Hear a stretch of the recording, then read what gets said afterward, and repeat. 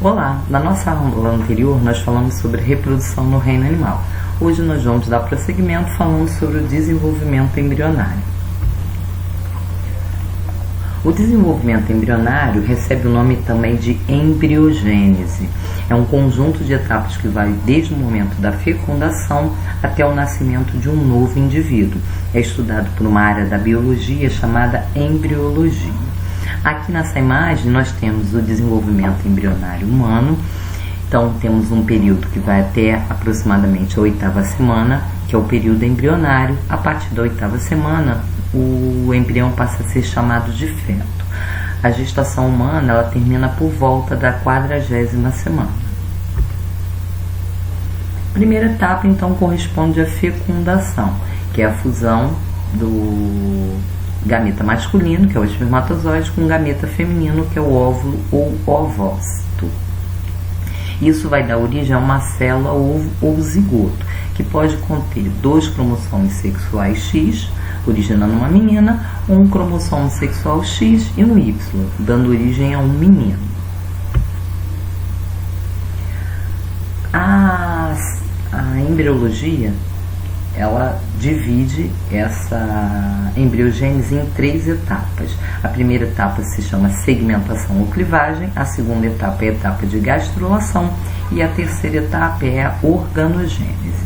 A primeira etapa, que é a segmentação ou clivagem, ela depende do tipo de ovo, na verdade, de uma substância, de um material que está dentro desse ovo, que é o vitelo. E aí nós temos formas diferentes de classificar os ovos de acordo com a quantidade desse vitelo.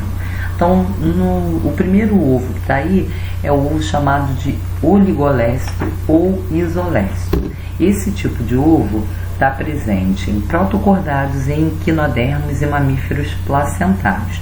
É um ovo que contém pouco vitelo e que está distribuído de maneira regular pelo ovo. O tipo de segmentação que vai ocorrer é no ovo todo, então uma segmentação que a gente chama de holoblástica ou total, com formação de blastômeros, que são células do mesmo tamanho. Então ela é holoblástica e igual. Os ovos telolécitos ou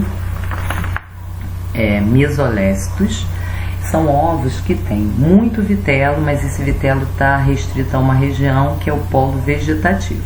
O polo oposto, onde está o núcleo, a gente chama de polo animal. Esse ovo é o ovo de anfíbios, de moluscos e de anelídeos. Nesse caso, nós vamos ter uma segmentação também total, holoblástica, só que ela é desigual porque as células que são formadas têm tamanhos diferentes. O terceiro ovo é o ovo megalécito ou telolécito. Esse ovo apresenta muito vitelo, está distribuído por todo o ovo. É o caso dos peixes, dos répteis, das aves e dos mamíferos que são ovíparos. Nesse caso, a segmentação ela é parcial, ou seja, não é só apenas numa região do ovo, e é discoidal, porque forma uma mórula que é achatada e discoidal. O último tipo de ovo é o ovo centrolécito, é o ovo dos artrópodes, onde nós temos muito vitelo, só que ele está concentrado nessa região central do ovo. Nesse caso, nós vamos ter também uma segmentação que é parcial e é superficial, porque nós vamos ter a formação de blastômeros somente na região superficial do ovo. Nessa imagem a gente tem todos os tipos de segmentação. A holoblástica é igual, nesses 2 exemplos, a holoblástica desigual, com células maiores ou menores, a meroblástica discoidal, então nós temos a formação de um disco de células sobre o ovo, e a meroblástica superficial, em que as células ficam na superfície do ovo. Vamos falar mais um pouquinho sobre a segmentação ou clivagem. Durante a segmentação ou clivagem, nós vamos ter inúmeras divisões celulares que vão originar novas células. Isso tudo por mitoses sucessivas.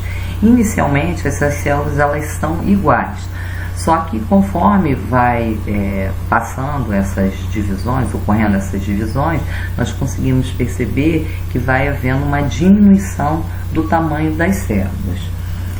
Posteriormente, nós vamos ter um processo que é chamado de diferenciação celular, em que as células vão apresentar diferentes formas e funções até chegar à última etapa do desenvolvimento, que é a organogênese, né?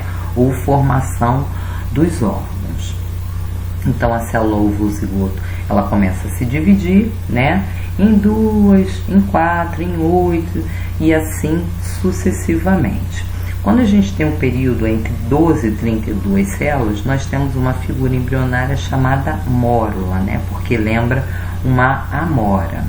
Posteriormente, as células elas vão migrar para a periferia, a gente consegue perceber aqui, e vai formar uma cavidade interna, que é chamada de blastocélio. Essa, então, é a fase de blástula. E corresponde a células que são indiferenciadas, são as famosas células tronco. A próxima etapa é a etapa de gastrulação. Nessa etapa de gastrulação, nós vemos que a blástula ela vai sofrer uma invaginação para dentro, né, para o interior do embrião. Com isso, a gente percebe então a formação de 2 folhetos germinativos, ou folhetos embrionários, um externo que é a ectoderme e um interno que é a endoderme. Temos também uma cavidade, que é o intestino primitivo, chamado de arquêntero, e um orifício que dá comunicação entre esse arquêntero e o meio externo, que é chamado de blastóporo. Esse blastóporo, ele no adulto, ele pode originar ou a boca ou o ânus. No caso dele originar a boca, nós temos animais que são classificados como protostômios, né? A maior parte dos animais são protostômios.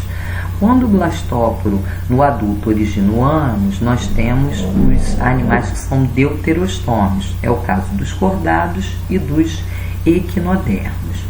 Já quanto aos folhetos germinativos, nós vimos na imagem anterior a formação de 2, né? Um externo, que é a ectoderme, e um interno, que é a endoderme. Mas posteriormente nós podemos ter a formação de um terceiro folheto, que é a mesoderme, que seria um folheto intermediário entre esses 2. Quando o animal apresenta apenas 2 folhetos germinativos, ele é classificado como diblástico. Se ele apresenta os 3, ele é triblástico. Essa mesoderme, ela pode revestir uma cavidade interna do corpo. Quando ela reveste parcialmente essa cavidade do corpo, como a gente está vendo aqui no meio, nós chamamos os animais de animais pseudocelomados. É o caso dos vermes que são nematóides. Às vezes, essa mesoderme ela reveste completamente a cavidade interna do corpo, que a gente chama de celoma. Então, esse animal é um animal que é celomado, tá? A maior parte dos animais são celomados. Quando o animal ele não apresenta uma cavidade interna revestida por essa mesoderme, esse animal é chamado de acelomado. É o caso dos vermes plateumintos, como a planária. A última etapa do desenvolvimento embrionário é a organogênese, que é a etapa onde nós temos a formação dos órgãos e vai até aproximadamente a 8ª semana de gestação. Quanto aos anexos embrionários, os anexos embrionários eles são estruturas que derivam dos folhetos germinativos, mas que não fazem parte do corpo do embrião. Eles permitem o desenvolvimento embrionário. Aqui nós temos uma visão geral desses anexos. Vamos falar sobre cada um deles. O primeiro anexo é a vesícula ou saco vitelínico, né? É um anexo que é membranoso e que vai armazenar substâncias nutritivas para o embrião. É um anexo que é bem desenvolvido em répteis, em peixes, em aves, em mamíferos que colocam ovos, né, que são os ovíparos, mas é reduzido em mamíferos que são placentários.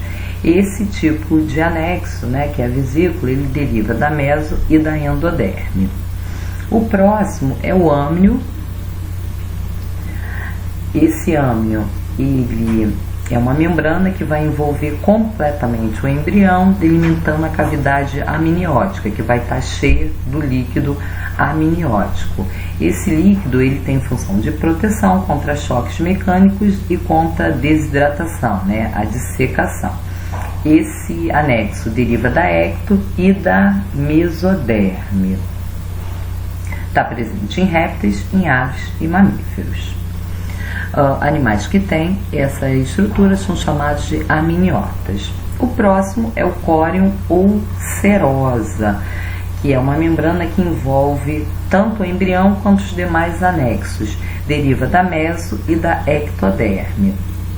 Esse córeo ele vai proteger, vai permitir a respiração e está presente em répteis, aves e mamíferos. No caso dos mamíferos placentários, ele vai auxiliar na fixação do embrião na parede uterina, tá? Vai ajudar, portanto, a originar a placenta.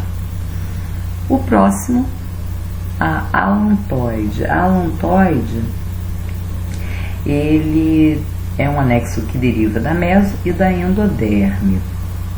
Esse tipo de anexo ele pode armazenar excreções urinárias e também permitir as trocas gasosas entre o embrião e o ambiente. Está presente em répteis, aves e mamíferos.